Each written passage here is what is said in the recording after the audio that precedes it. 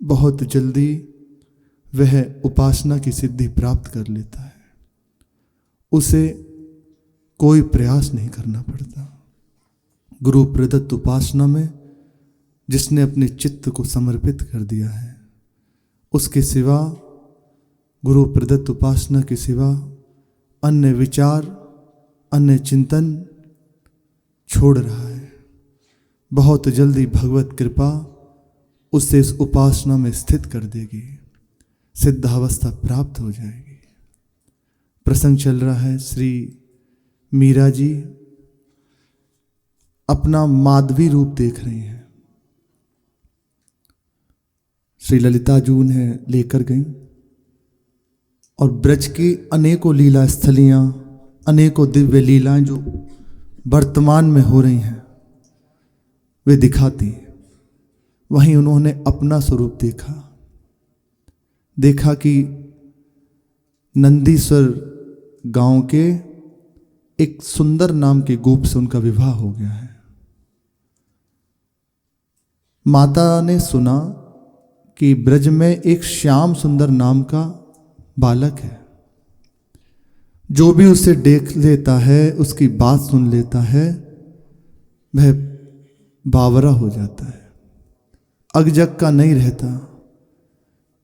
ऐसा नहीं कोई जो अपने धर्म में स्थित रह सके। एक बार जिसने उससे देख लिया, देखने की बात दूर, जिसने उसकी वंशी सुन ली, जिसने उसकी बात सुन ली, कान में एक बार यदि पड़ गई तो वह अपने आपे का नहीं रहता, बावरा हो जाता है। और ऐसा ही है। जब ये बात सुनी तो मैया बहुत डरी। श्री माधवी जी की, मीरा जी देख रही हैं, बहुत डरी।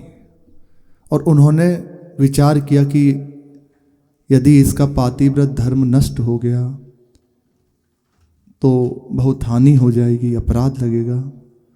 तो पास में बुलाकर तरह तरह से उन्हें पातिव्रत धर्म की शिक्षा देने लगी कि यदि पातिव्रत धर्म नष्ट हो जाए तो क्या उसका अपराध होता है, पातिव्रत धर्म पालन करने का महत्व क्या है, शिक्षा देती।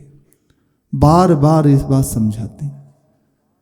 निर्मल चित्त एक एक बात को बहुत दृढ़ता से हृदय में रख लिया, एक एक बात को अंदर रख लिया। समय आया कि सुंदर नाम के गोप उन्हें बुलाने आए, गौने का समय आया। जब आ गए तो एक बार और माता ने समझाया कि किसी भी प्रकार तुम उस श्याम सुंदर की ओर देखोगी नहीं, उसकी बात सुनोगी नहीं। यदि ऐसा किया तो तुम्हारा पातिव्रत धर्म नष्ट हो जाएगा। फिर से उन्हें उसकी महिमा सुनाई। भोली भाली माधवी जी सारी बात हृदय में धर ली। जैसा जैसा माँ ने कहा, अंदर ही अंदर दृढ़ निश्चय कर लिया, कुछ भी हो जाए, कैसी भी स्थिति आ जाए, वह ब्रज के श्याम सुंदर को, उस युवराज को देखेंगी नहीं, उसकी बात नहीं सुनेंगी और ना ही स्वयं को उसे देखने देंगी। अंदर दृढ़ता धारण कर ली, कैसी भी परिस्थिति हो जाए बस ना देखूंगी और ना स्वयं को देखने दूंगी। गौना हुआ। रथ में बैठकर वह अपने पीहर से ससुराल की ओर आए। कहीं रास्ते में जैसे कोई भीड़ भाड़ आदि या कहीं दिखाई देता तो पर्दे गिरा दिए जाते, नहीं तो रास्ते भर उनके पति ठाकुर जी की बात करने लगते। ब्रज के एक एक कण में बस श्याम सुंदर बसे हैं, श्री किशोरी जो बसी हैं, यहाँ है ही नहीं। सहज वह वाणी ही उनकी उनसे युक्त है। बार बार बस उन्हीं की चर्चा करते।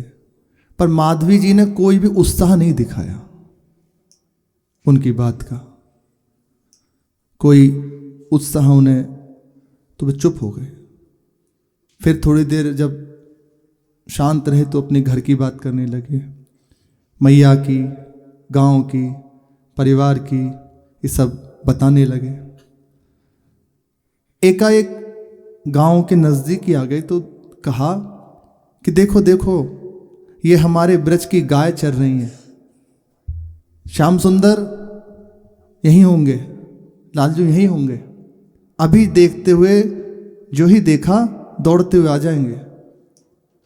अब तो माधवी जी और सावधान हो गई, तुरंत अपने अंगों को ढक लिया, पैरों को भी ढक लिया, हाथ पैर कहीं भी, और घूंघटा लंबा कर लिया कि कैसे भी बस ना वो देख पावे ना हम देखें। थोड़ी देर में देखा कि दूर से आवाज आ रही है, सुंदर। लालजू की आवाज, भैया बहू ले आयो। लालजू बोले, एकदम सुंदर, क्योंकि जीवन है, एक क्षण जी नहीं सकते। एक पद श्री ब्रज के रसिकों ने लिखा है, ब्रज के बिरही लोग बिचारे। जिस समय लालजू चले जाते हैं, ये थोड़ा सा संकेत इस बात का है कि आगे प्रसंग में है। बिनु गोपाल ठगे से ठारे, अति दुर्बल तन हारे। जैसे लालजू प्रकट रूप में जो लीला हुई है, जब चले जाते हैं सब भूल जाते हैं, कौन कहाँ कैसे कुछ नहीं, बिल्कुल जैसे मान लो प्राण खींच लिए हो, केवल शरीर है। सुना, बहुत प्रेम करते हैं, जीवन ही है, कोई ऐसा नहीं, एक एक तृण भी लालजू के स्पर्श से उल्लसित हो जाता है। अद्भुत श्री ये है ही यहाँ की महिमा। हाँ भैया ले आयो। तो लालजू बोले, भैया मुझको मोहड़ो ना दिखाएगा भाभी को। तो इतना कहते कहते सुंदर ने रथ रोका और कूद पड़े। बोले, अरे भैया पहले मेरे से हृदय से मिलके मेरे ताप तो बुझा दे। मुझे गले लग के हृदय में जो ताप हो रही है तेरे बिछड़न की, वो तो दूर कर दे। फिर तू देख ले, तेरे से कौन पर्दा है, तू देख ले। एकदम कूद पड़े और उन्हें बस आभास हो रहा है माधवी को कि किसी से गले मिले हैं। फिर थोड़ी देर में देखा कि लालजू की ऐसा लगा कि चढ़ रहे रथ पे। तो सुंदर कहते हैं, भैया ऐसा लगे तो उसे कि जुगन बाद मिलूं। अभी गए हैं, अभी वो चढ़ते चढ़ते कह रहे हैं, तो उसे ऐसा लग रहा जुगन बाद मिले हूं। विधाता जहां तेरी चर्चा ना होए वहां कभू भूल के बास ना दे। चर्चा ना होए ऐसी जगह, अद्भुत बात है। प्रेमी जनों का जीवन है चर्चा। बस प्रभु ना भी हो ना तो उनकी चर्चा के सहारे जी लेते हैं। एक संत अभी कह रहे थे, हम प्रभु से कुछ नहीं मांगते, हम इस योग्य भी नहीं कि वो हमारे सामने आए, क्योंकि यदि आप कहो कि ऐसा, तो देखते हैं कहीं कुछ है ही नहीं। पर जीवन भर बस इतनी कृपा कर दें, आपकी चर्चा होती रहे, नेत्र आपके लिए बहते रहे, हृदय हर समय आपको पुकारता रहे। इसके सिवा कुछ नहीं चाहते। हमें नहीं चाहिए आपसे मिलना। यदि आपके मिलन में ये छूट जाए तो नहीं चाहिए। आप भले मत मिलो, पर आपका हृदय में ये जो लगाव है, प्रीति है, तड़पन है, ये बढ़ती रहे। इसे आप कहीं भी लगा सकते हैं। जैसे गुरुजन है, हमारे एकमात्र केंद्र, हमारे आश्रय का केंद्र, हमारी आराधना का केंद्र केवल गुरुदेव हैं। अच्छा, ये संभव नहीं कि प्रत्येक उनके समीप पहुंच सके। एक बहुत अच्छे से समझे ना तो बड़ी हृदय में प्रसन्नता होगी और सुलझ जाएंगे। नहीं संभव है। प्रकट रूप में यद्यपि वो प्रत्येक आप अपने हृदय में देखें विराजमान है, वो केवल आपके हैं, लेकिन प्रकट रूप में एक विधान है, तो ये संभव नहीं हो सकता। उसमें आप यदि दैन्य प्रधान हृदय, तो यही बात आएगी, मैं इस योग्य ही नहीं, मेरे अंदर वो है ही नहीं जिससे मैं आपको रिझा सकूं। विरोधाभास आदि वृत्ति तो अलग ही ले लीजिए, लेकिन जहां दैन्य प्रधान हृदय, उनके सिवा कोई नहीं, तो अंदर यही बात आएगी। और उसमें दो बात रहती है, यदि कभी आपकी कृपा हो तो आप देख लेना, नहीं तो मैं आपका हूं, मैं आपको ना भूलूं। आपका हूं कभी ये बात से आप भी याद कर लेना। प्रकट में ये संभव नहीं है, लेकिन एक बात बिल्कुल संभव है, हम उनके हैं, उनके सिवा हमारा कोई नहीं, उनके सिवा हमारा जीवन नहीं, हम जीते उनके लिए हैं, सब कुछ हमारा उनके लिए है। और जब तक जिए, जब तक वे प्राण रखें, उनके द्वारा उपासना में, उन्हीं की उपासना है। जब कृपा होगी तो समझ में आने लगता है कि किसी और अलग से आराध्य देव की उपासना नहीं है, वही आराध्य देव सामने विराजमान है, उन्हीं की उपासना है। उनके लिए रोना आने लगे, एकांत में बैठे हैं, भाव भरा हृदय, बस। पर हम अलग से नहीं कह रहे कि उपास्य देव, हम गुरुदेव की कह रहे हैं। गुरुदेव में जब तक आराध्य बुद्धि नहीं होती तब तक उपासना सिद्ध नहीं होती, और बिना गुरुदेव में आराध्य बुद्धि हुए उपासना की सिद्धि प्राप्त नहीं होगी। दोनों ही बात है। उनके लिए रोना आने लगे, मत बुलाओ, मत देखो, मत मिलो, मत बात करो, पर मैं आपके बिना नहीं रह सकता, आपके बिना मेरा अस्तित्व नहीं है, आपके बिना मेरा जीवन नहीं है। हाँ, यहां तक वृत्ति बढ़ जाती है, यदि आपकी समीपता मिले और ये खत्म हो जाए तो नहीं चाहिए आपकी समीपता। आपसे दूर रहूं पर मेरे हृदय में तड़पन बढ़ती रहे, आपके प्रति मेरा हृदय विकल रहे। समीप रहकर ये ना हो, ये खत्म हो जाए और मुझे और कुछ अच्छा लगने लगे, कभी नहीं चाहिए, नहीं चाहिए। आराध्य है गुरुदेव, गुरुदेव आराध्य है। यदि आप यहां लगाएंगे तो पहुंच जाएगी वहां बात, और जो सोचते हैं कि यहां से हटा के वहां लगा दो तो विलंब है, अभी दौड़ो। जब कृपा करके थक जाओगे तो यहीं से शुरुआत हो जाएगी। कहा कन्नू रे, तेरी जहां चर्चा ना होए, विधाता कभी वहां बास होना दे। ऐसे लोगों का मुख ना दिखावे जिन्हें तेरी चर्चा प्रिय ना हो। लाल जो मुस्कुराते हुए रथ पे चढ़ गए और कहा, विनोदी हैं भाभी, अपना मोहड़ा दिखाई दो। अब तो और उनके कस के घूंघट पकड़ लिया, पैर की पौर तक को भी नहीं उघाड़ा रखा, पूरा कस के। एक बार प्रयास किया कि हल्के से उठा लें, लेकिन देखा कि नहीं, तो पीछे हटे। बस इतना बोला, मैं कहा देखूं, अब तू ही मेरा मुंह देखवे को तरसेगी। एक बार में माधवी जी के हृदय में लगा कि ये स्वर बालक का नहीं है या उनके पति का नहीं है। एक गंभीर वाणी किसी सत्य की साक्षी दे रही है, पर उन्होंने इस पर ज्यादा ध्यान नहीं दिया। वो अंदर से बहुत प्रसन्न थी कि हम बच गए, हमने अपने पातिव्रत धर्म के द्वारा अपने को बचा लिया, जो माता ने शिक्षा दी उसका निर्वाह किया, और लाल जो उतरते हुए चले गए। वे अपने घर आई।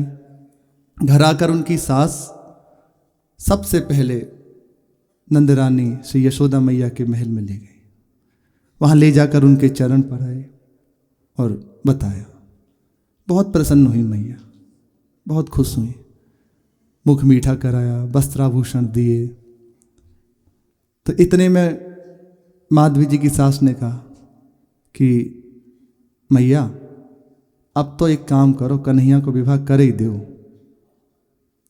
क्योंकि जब भी वाक्य का सखा को विवाह हुए है तो बाय बड़ो विवाह को चाप चढ़ जाए। ये ब्रज के जो ठाकुर है ना, ये कोई भगवान नहीं है, यहां प्रभु पूर्ण प्रेम बिलसन में विराजमान है। बस यही प्रातःकाल जब श्री महाराज जी कह रहे थे प्रभु से संबंध जोड़ लो, तो एक बहुत खास बात है, आप विशेष भाव ना दे पाओ तो एक कोई भाव जोड़ लीजिए। जैसे आपने अपना भाई माना है, पुत्र माना है, पुत्री माना है, जो भी पिता माता जो माना है तो आपका संबंध ही ना। ऐसे ही बस एक संबंध प्रभु से जोड़ लो, कुछ भी जो आपको हृदय में आए, जो आपके हृदय में भाव बने। प्रभु मेरे अमुक है, घसीट तो वे लेंगे अपनी ओर से, जो उन्हें देना है भाव वे दे देंगे, पर आप मान लीजिए प्रभु मेरे हैं और उस संबंध में किसी भी तरह आँच ना है। श्री विठलनाथ जी, उनके प्रसंग में आता है, उनके 7 पुत्र थे, तो 7 की बहू है और 8वें श्री लालजू महाराज गिरधर गोपाल जी, उन्हें भी पुत्र मानते थे। तो उनका संबंध से श्री जी उनकी बहू हुई। तो एक दिन दृढ़ता पूर्वक ये संबंध था, उनका आचार्य हैं, शिक्षा दे रहे हैं। तो प्रकट में तो साथ ही जो साथ हैं वही दिखाई दे रहे।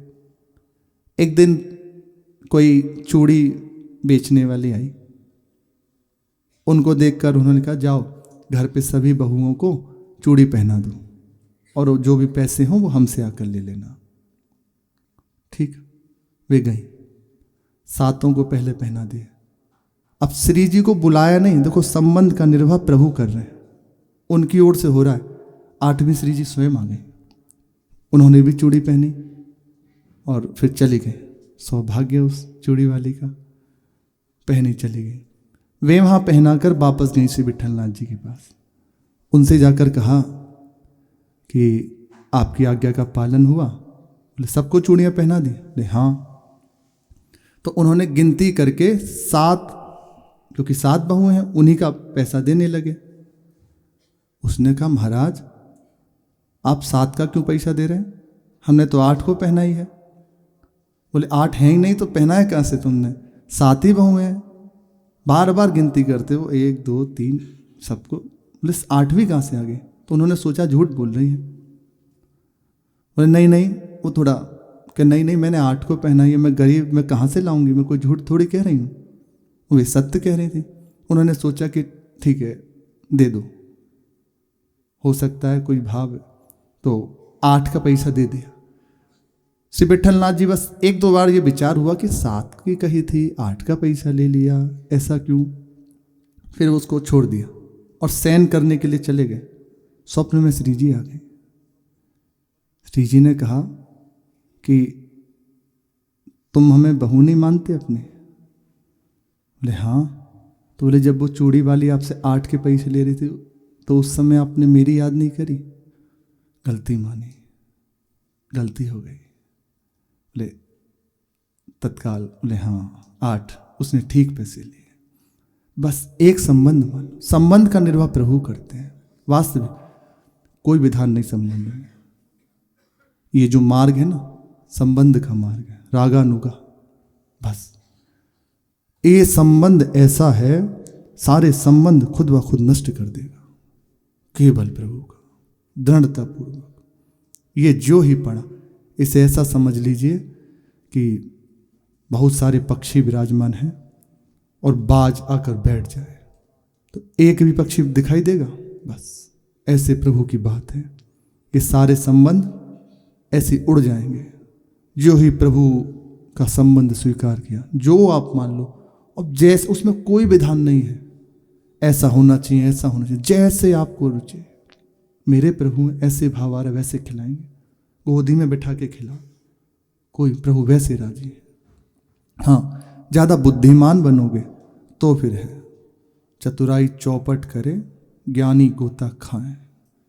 ये ज्ञान से, चतुराई से हाथ नहीं आते, पूर्ण प्रेम प्रभाव से तुरंत हरि मिल जाए। प्रेम का प्रभाव प्रभु को अधीन कर देता है। हमारा संबंध केवल प्रभु से हो जाए तो ब्रज में प्रभु अधीन है। यहां किसी का दूसरा कोई है ही नहीं, केवल प्रभु है। आगे यही कहती हैं कि लाला अपनो ही तो है, पासे छुपाव का, पासे घूंघट कैसो।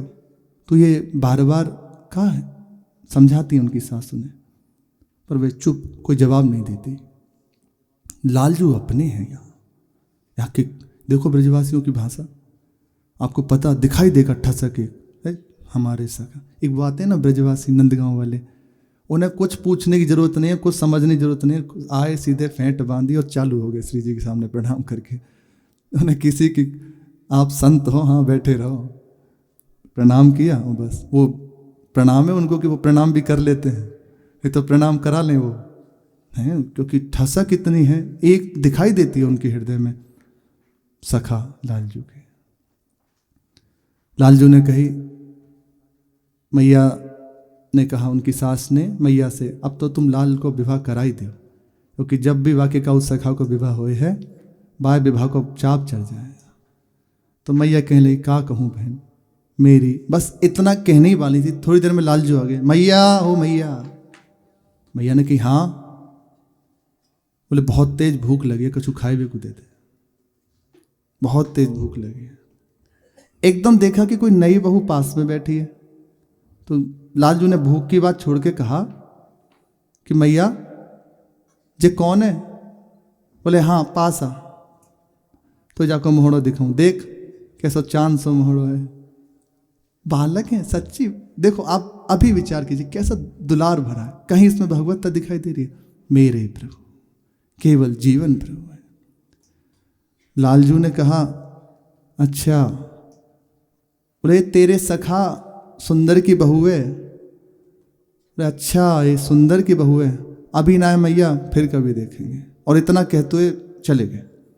मैया रोकने लगी, अच्छा कछु खा तो जा। बोले ना, वो अनसुनी करके चलते चले गए।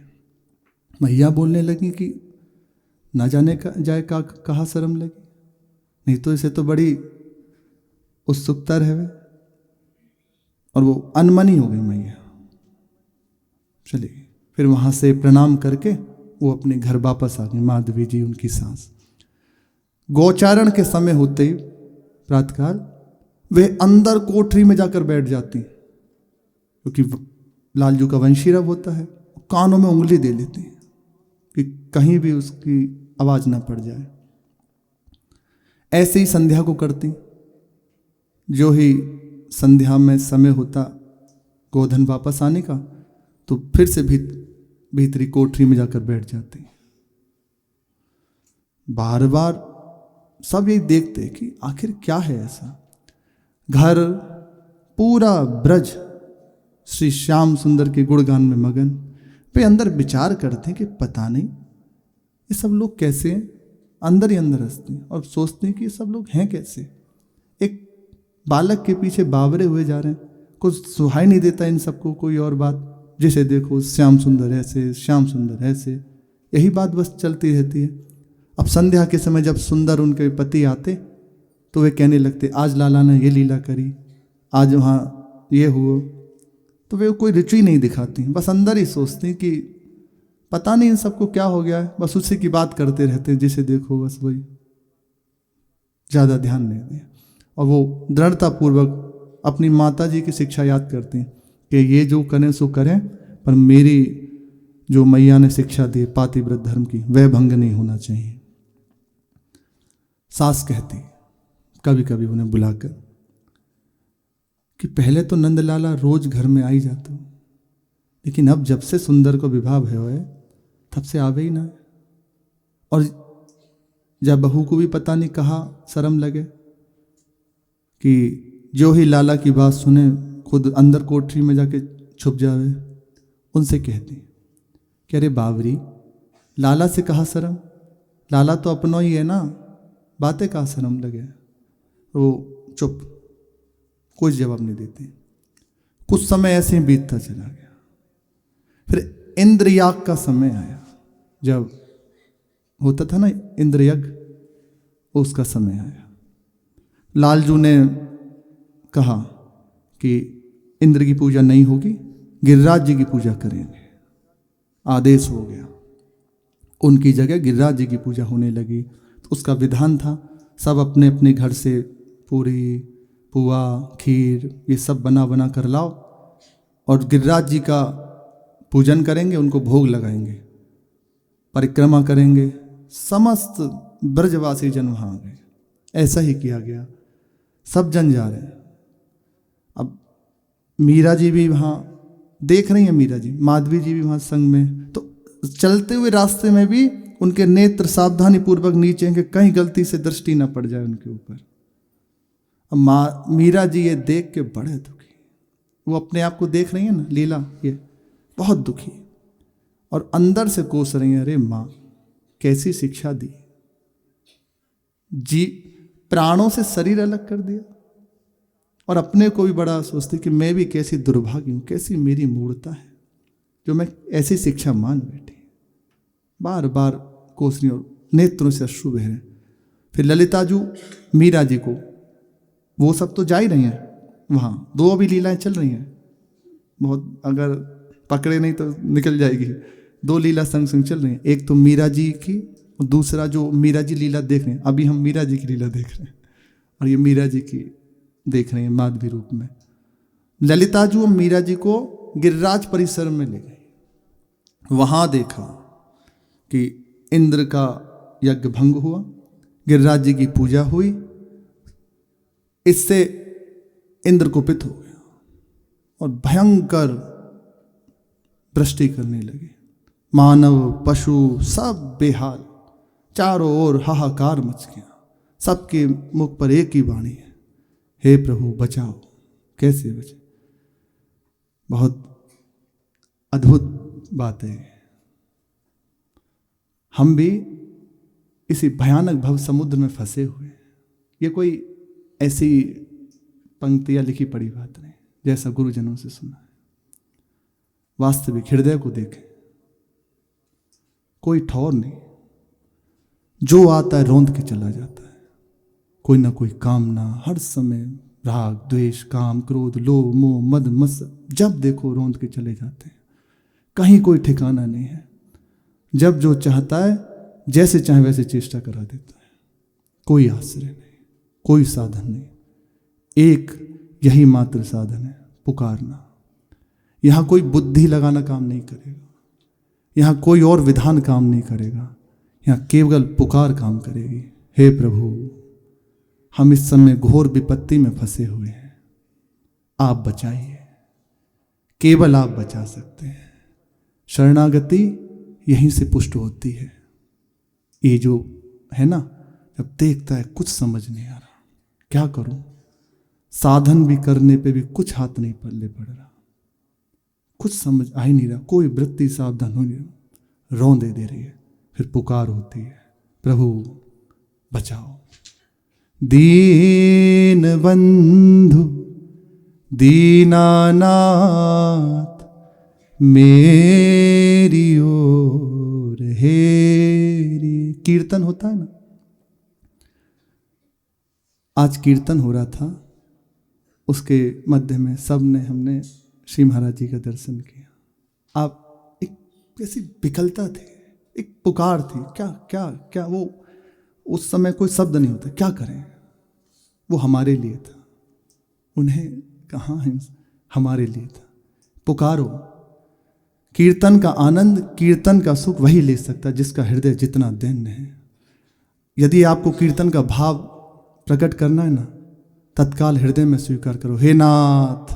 और है, ऐसा ही है, इसे दूसरे भाव में मत लेके जाइए कि हम तो रसिक हैं या हम इस मार्ग पर देखें, ये बात कैसे कहें। नहीं, ये आवश्यक है। श्री महाराज जी की वचन आज के कि आप उपासक जैसे जैसे बढ़ेगा, उसके हृदय में ये बनी रहती है, मैं कितना नीच हूं, कितना बेकार हूं, क्या करूं। अंदर से पुकारें जिस समय कीर्तन हो रहा हो ना, हे प्रभु मेरे जैसा पतित इस सृष्टि में कोई नहीं। आप देखो तत्काल उस समय आपका हृदय कहाँ स्थित हो जाता है। आपके मानस पे आराध्य देव होंगे निश्चित। इस भाव से भावित होकर कीर्तन कीजिए, तत्काल ये भाव प्रकट हो जाएगा, नेत्रों से अश्रु बहने लगेंगे। यही कीर्तन का फल है। हृदय पुकार रहा है, दीन बंधु, हे दीन बंधु, हे दीनानाथ मेरी ओर एक बार देखो। आपके सिवा कोई नहीं। आप यदि छोड़ देंगे तो जैसे इस इंद्र की घोर वृष्टि में कोई नहीं बचा सकता था, लेकिन आश्चर्य जो ही प्रभु का हो गया, एक तिनका भी नहीं बहा। तो ऐसे ही इस समय केवल प्रभु बचा सकते हैं, दूसरा कोई नहीं। माधवी जी ये देख रही हैं और वो संग संग दौड़ती जा रही हैं। मीरा जी इस लीला को देख ही रही हैं। शेष चर्चा आगे। श्री राधा वल्लभ लाल की जय।